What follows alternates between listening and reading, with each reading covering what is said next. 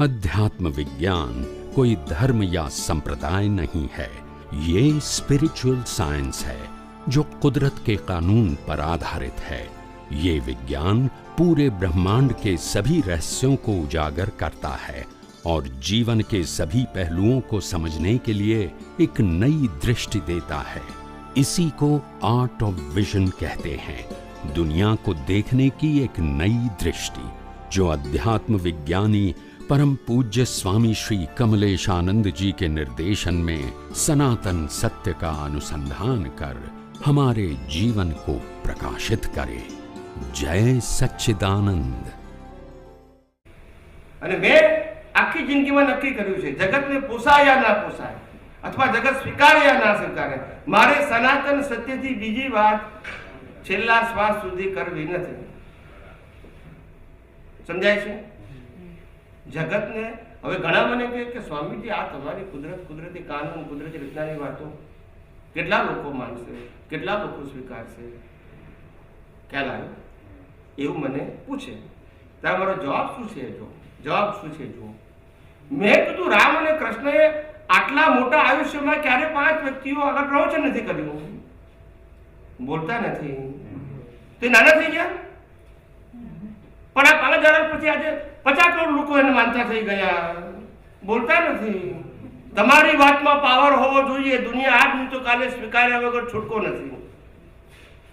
Power તમારી વાતમાં હોવો જોઈએ, આજે સ્વીકારે કે ના સ્વીકારે ડઝન્ટ મેટર, પણ પાવર હશે તો કાલે લોકોને સ્વીકારવું પડશે, મારા કારણ નહીં, સનાતન સત્ય છે। યસ કે નો? આજે રામ અને કૃષ્ણ આપણે આજે સ્વીકારીએ છીએ, 5000 વર્ષ પછી કે 10000 વર્ષ પછી કેમ સ્વીકારીએ છીએ? એની વાતમાં કંઈક દમ છે તો ને, એ તો નથી। તો તમારી વાતમાં દમ હશે તો આજ નહીં તો કાલે સ્વીકારશે। એમાં રામ કૃષ્ણ મારું શું લેવા દેવા, એમ મને શું લેવા દેવા? આજે તો ભલે કાલે સ્વીકારે, વાંધો શું છે? મારે આ જગતમાં આપીને જવું છે, એનો ઉપયોગ આજે કરે, કાલે કરે, પરમ દિવસે કરે। યસ કે નો? એટલે મને મારા વિઝનમાં નિરાશાનો એક પણ શબ્દ નથી। શું કીધું? એક પણ શબ્દ નથી। સમજાય છે? નિરાશા શેના માટે? આટલું અદ્ભુત વિજ્ઞાન તારે કેવું છે। અને હું કુદરતને પણ કહું છું કે મારી ભાવના છે કે 1000 સાયન્ટિસ્ટો બનાવવા આધ્યાત્મ વિજ્ઞાન, જેમાંથી 200 તો બની ગયા છે, અને એ સાયન્ટિસ્ટો આખા વર્લ્ડમાં જઈને સાયન્સની વાત કરે તો હિન્દુસ્તાનમાં પહેલી વખત આ બને છે કે એક સાયન્ટિસ્ટ બીજાને સાયન્ટિસ્ટ બનાવે છે, ગુરુ શિષ્ય નથી બનાવતા। This is the first time in the history of the India. અને બીજું એ જે કહે છે એ બોલવાની તમને છૂટ આપે છે, વિધાઉટ એની કન્ડિશન, નો બ્રહ્મચર્ય, નો ઘર બાર ત્યાગ કરવાના, બોલતા નથી। યસ કે નો? આ તો તમે બધું ઘર બાર છોડીને આવો, બ્રહ્મચર્ય પાળો, કેટલા વર્ષની પ્રેક્ટિસ કરો, પછી જ તમે આ વાત કરી શકો। આવી કન્ડિશનો તમામ ધર્મોમાં છે। યસ કે નો? જૈન હોય, વૈષ્ણવ હોય, શિવ હોય, સ્વામી, બધા ધર્મોમાં હોય છે। આપણે બધાને છૂટ આપી છે, કારણ કે તમે મારી વાત નથી કરતા, તમે સનાતન સત્યની વાત કરો, જે હતું છે અને તમને જેટલું સમજાય, જેટલું અનુભવમાં આવે, બીજાને શેર કરો। મેં વ્યક્તિ વિશેષની વાત ક્યાં આવી? અને મને કોન્ફિડન્સ એટલા માટે જ છે, આપણે સનાતન સત્યની વાત કરીએ છીએ। અને કુદરતને હું તો કહું છું, કુદરતને સામે કહું છું એક વ્યક્તિ તરીકે કે મારું મિશન આ છે, મારે 90 વર્ષ સુધી કામ કરવું છે, અપ ટુ ધ 90 યર્સ, અને જગતના લોકોને આ સનાતન સત્ય કહેવું છે, અને વર્લ્ડના 100 થી વધારે દેશોમાં મારે વિજ્ઞાન પહોંચાડવું છે। આ મારો ભાવ છે। સંજોગ તારે આપવાના છે, કારણ કે વાત તારી કરું છું, મારી નથી કરતો। યસ કે નો?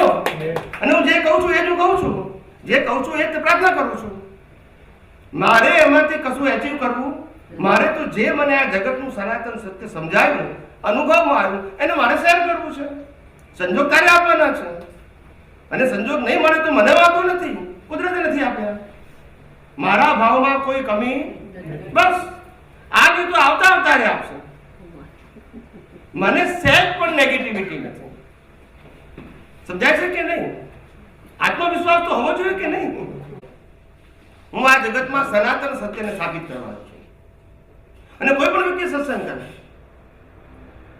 કોઈ પણ વ્યક્તિ એવું નહીં કે મેં સાયન્ટિસ્ટ બનાવ્યા એ જ કરી શકે, એ તો એક ઓથોરાઇઝ થયું, પણ તમે પણ પોતે આ વિજ્ઞાન સાંભળો, સમજો, ઉપયોગ કરો ને બીજાને શેર કરો.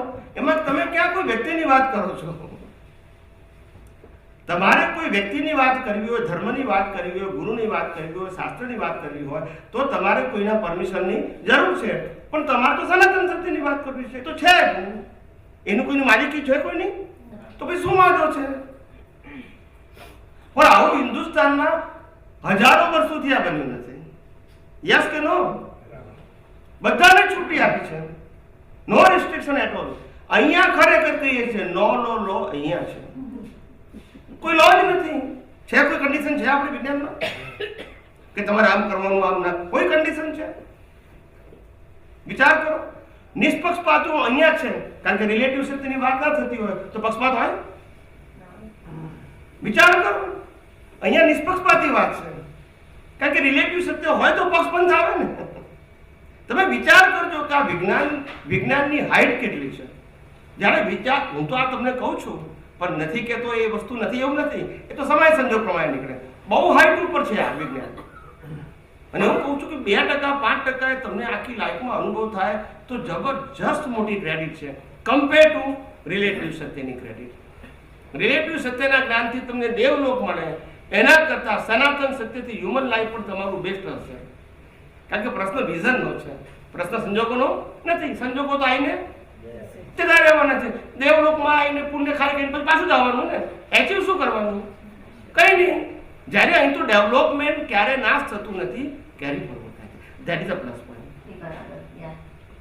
બાકી તો પાપ પુણ્ય તો મળશે ને ખલાસ થઈ જશે. એ કે એચિવમેન્ટ થોડું છે. આ વિજ્ઞાનની અંદર ખાસ સ્પેશિયાલિટી એ છે કે આ વિજ્ઞાન કોઈ પણ કન્ડિશનમાં મન વચન કાયાના કોઈ પણ સંજોગોમાં ઊંઘતા કે જાગતા એપ્લિકેશન કરી શકાય છે. It is a matter of vision, not action. ઊંઘમાં પણ તમે વિજ્ઞાનની જાગૃતિ રાખી શકો, દરેક સમયમાં તમે રહી શકો અને જાગતા પણ રાખી શકો. એટલે કોઈ સ્પેશિયલ કન્ડિશન નથી કે આ સંજોગોમાં તમે પુરુષાર્થ કરી શકો. એવી કન્ડિશન જ નથી. કારણ કે મન વચન કાયાની વાત કરતા જ નથી. સમજાવવાની વાત? હા, સમજી સાહેબ. અને માટે આપણે આ વિજ્ઞાનમાં જ કીધું કે રાત્રે પણ ઊંઘ્યા પછી પ્રતિષ્ઠિત આત્મા સૂતો નથી જે પુરુષાર્થ કરે છે તે.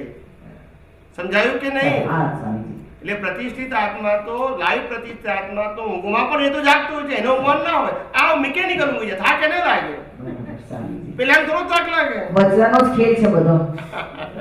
આ બધું આપણે વિજ્ઞાનમાં હા, કીધું ના, છે બરાબર છે. કે રાત્રે પણ શરીર ઊંઘ્યા પછી પણ તમારો પુરુષાર્થ ચાલુ હોઈ શકે. કારણ કે શરીરને તમને લેવા દેવા જ નથી ને. આખું દ્રષ્ટિનો આખો વચ્ચેનો આખો ભાગ જ એટલે આટલું સાયન્ટિફિક એક્સપ્લેનેશન નથી તમે કોઈ દિવસ વાંચ્યું, નથી કોઈ દિવસ સાંભળ્યું, નથી કોઈ દિવસ સમજ્યા. સમજાય છે કે ના, ના, બરાબર છે. અને પાછું વિજ્ઞાનમાં દરેક વસ્તુની ક્લેરિટી તો ખરી જ. અને જે આખી યાત્રા જ ખબર પડી ગઈ છે જીવની કે કયા તમે પહોંચો છો જ્યાં નિગોતી સુધી હમણાં આખી યાત્રા ખ્યાલ આવી ગઈ. એટલું જ નહીં કે તમારી ધારદાર વાણીથી અમે વિશ્રામ છૂટા જ પડી જતા હોય ને એવું જ અમને ઘણી વાર લાગે છે. જય જય સચિદાનંદ.